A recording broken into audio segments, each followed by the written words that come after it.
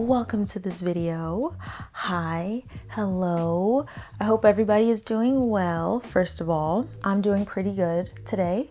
It's a beautiful day here in LA, and I decided it would be a good day to do my first ever reading vlog. And in this reading vlog, I am going to be reading for 24 hours.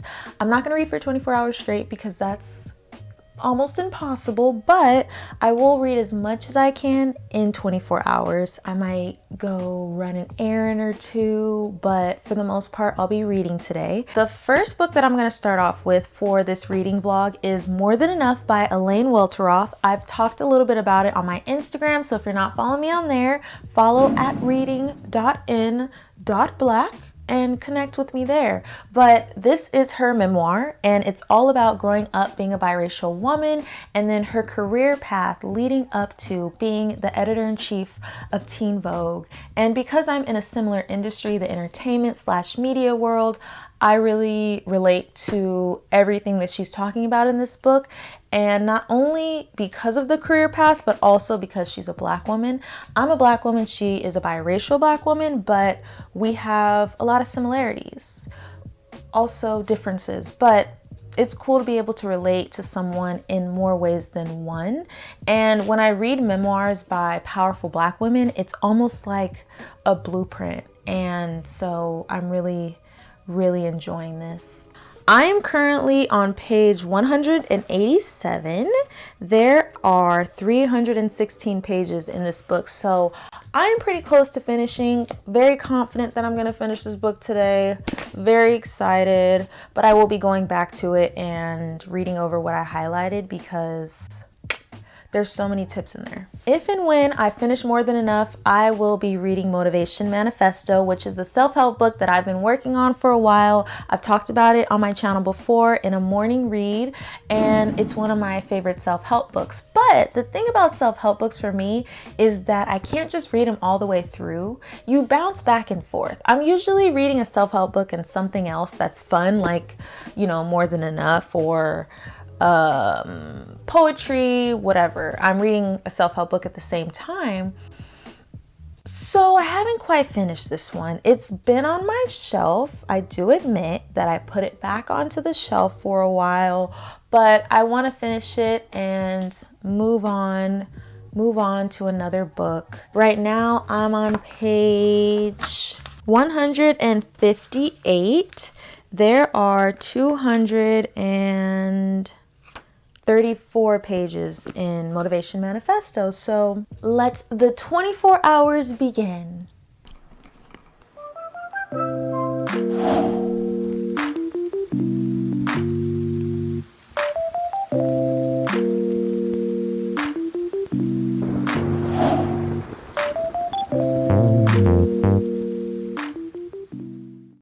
What I love the most about this book is that you're basically getting a look at the perspective of a Black woman rising up in her career.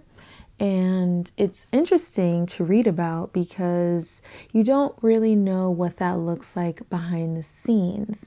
And for Black women specifically, it's a different path. There are a lot of different obstacles that you have to go through to get to where you want to be a lot of the time. So it's interesting to read about what that was like for her throughout her career. She was just wanting to do what she loved and going after her own goals. But once she got the job, she realized how big of a responsibility it was because of how big a deal everyone made about the fact that she was Black. She said, "When the announcement hit the press, I learned from the headlines that I had become the first Black beauty director in Condé Nast's 107-year history.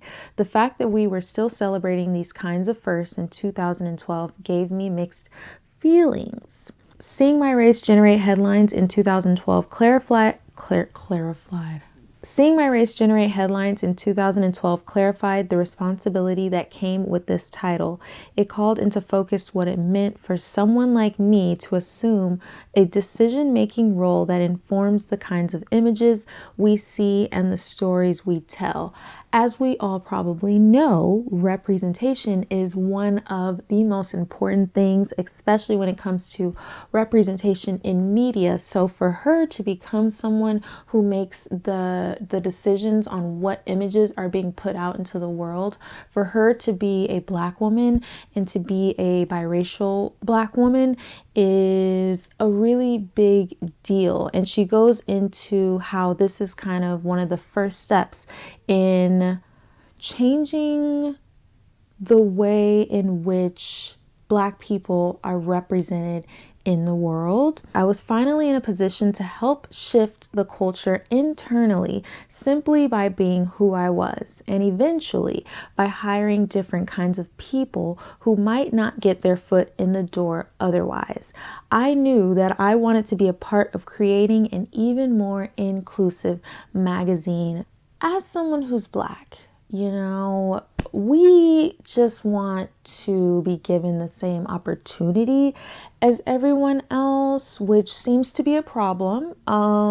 We just want to be given the same opportunity as everyone else, and we hope that that's what's going on, but we can never be too sure. So because of that, we have to get into those rooms, get those positions in which we can be the one making the decisions, being the person that makes the decisions on what images are put out into the world. That is a very powerful position, especially when people of color have not been shown in the best light throughout history. We just haven't.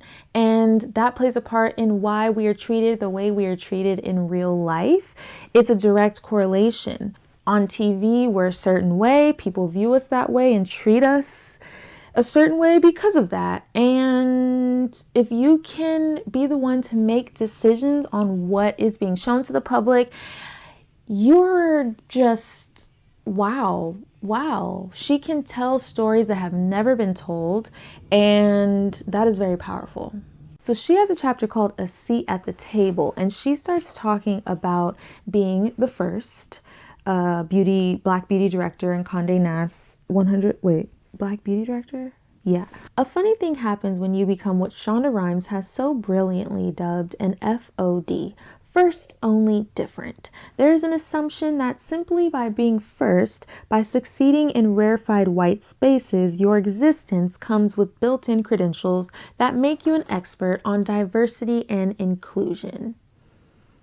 That is very true. I think that once you become a celebrity of some sorts, or an icon for whatever reason, just someone that people look up to, you're expected to be an expert and a representative for a whole entire community, especially when you're Black. Well, that's not really true though.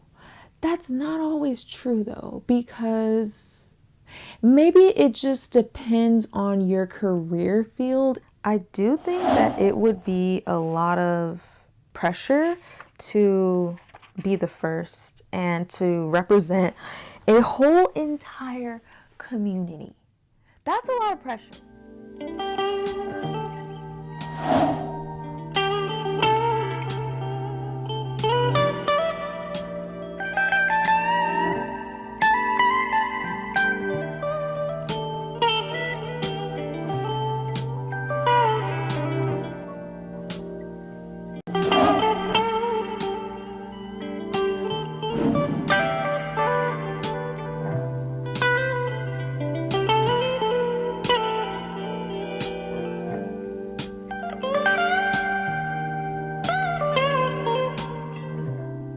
Hello again, it's me. Sorry if you can hear music in the background. I live with a producer. I mean, you know how that is. I'm ready to get back to reading. I did take a break. I'm not even gonna lie. I stopped reading at 2 p.m. to go to the grocery store, and I don't know where you guys live, but out here in LA, going to the grocery store is a task. It takes hours and it just drains you. I left around 2 and I'm just now sitting down at 5:41 to start reading again. So that just tells you how long it took.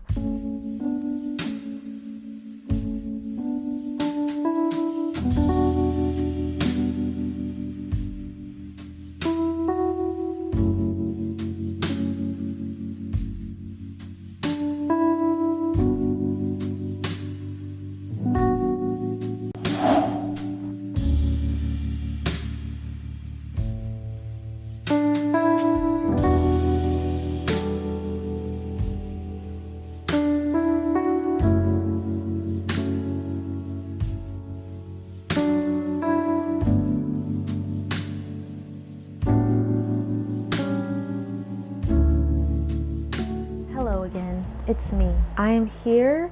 It is 9:09 and I just got finished eating dinner. I read a little bit while I ate, but now I'm gonna probably take a shower and, you know, unwind, probably make a hot matcha latte and lay down and read some more. How is the reading going for me, you ask? It's been okay. I'm gonna do my best still and at least complete book number 1. If I complete that, I will be content. I'm gonna go take a shower, come back and read some more.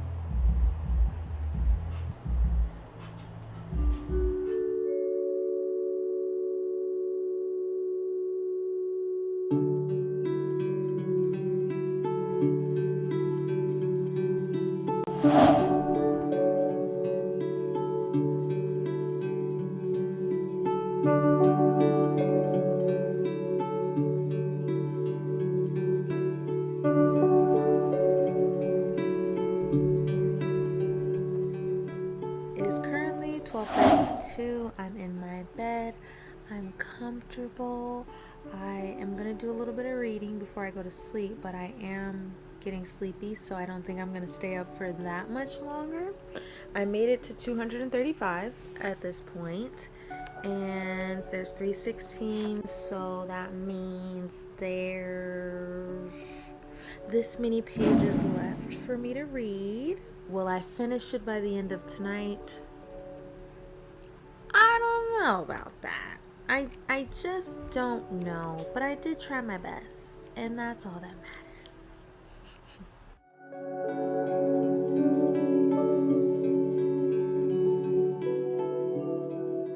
Right now, I'm reading about her promotion to being the editor-in-chief of Teen Vogue. And she's talking about how to the world this was a great accomplishment, and she's not saying that it wasn't a great accomplishment, but behind closed doors, the deal was not going to benefit her in a way that she deserved. She wasn't going to be paid as much as other editors in that position are usually paid, and she was also going to be required to do work on top of the work that the position normally entails. She refers to it as being bullied by superiors. I recognized the wisdom in choosing my battles. I had to decide what I was willing to fall on my sword for. She talks about cultural appropriation, the downfall of the magazine industry. She talks about what it's like to be on the media side of things, when things aren't going that well, when you are trending, when you've done something you possibly shouldn't have done, maybe cultural appropriation. She talks about what it's like to be on the media side of it and to be receiving the backlash. But it was critical going into my first major negotiation. I've been trying to read and I just can't anymore. I can't. My eyes don't want to stay open. So I think it's about that time to call it a night. It's 1:26 and I think I'm just gonna stop here. I'm on page 245. This is a lot harder than I thought. I didn't really think about how much time it actually takes me to work through a chapter with highlighting and taking notes and all that stuff. I should have known. I should have known. But you know what? Whatever. This is something that I'm doing for fun. It doesn't matter how many pages. It doesn't matter how many books exactly. All that matters is that I'm reading and I'm enjoying what I'm reading.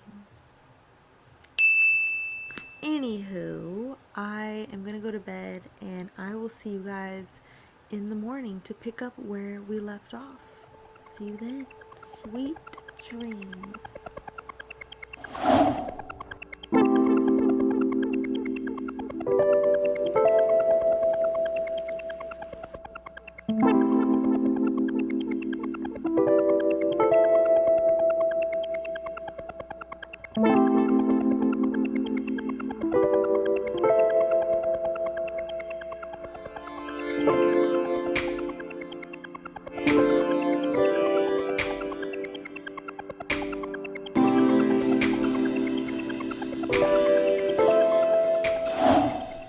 Just past 9 o'clock and I did not finish my book, but it's okay. It's fine. I am proud of how far I did come, so that's all that matters. I can't wait to finish the book. I'm loving it. I've loved it ever since the beginning, and I'll be doing a review on it once I finish it, which should be soon. But in the meantime, make sure to subscribe to my channel before you go so you don't miss anything. Like this video. Let me know down below if you like reading vlogs, if you want to see more of them from me, and follow me on Instagram. Other than that, I'll see you in my next video. Bye.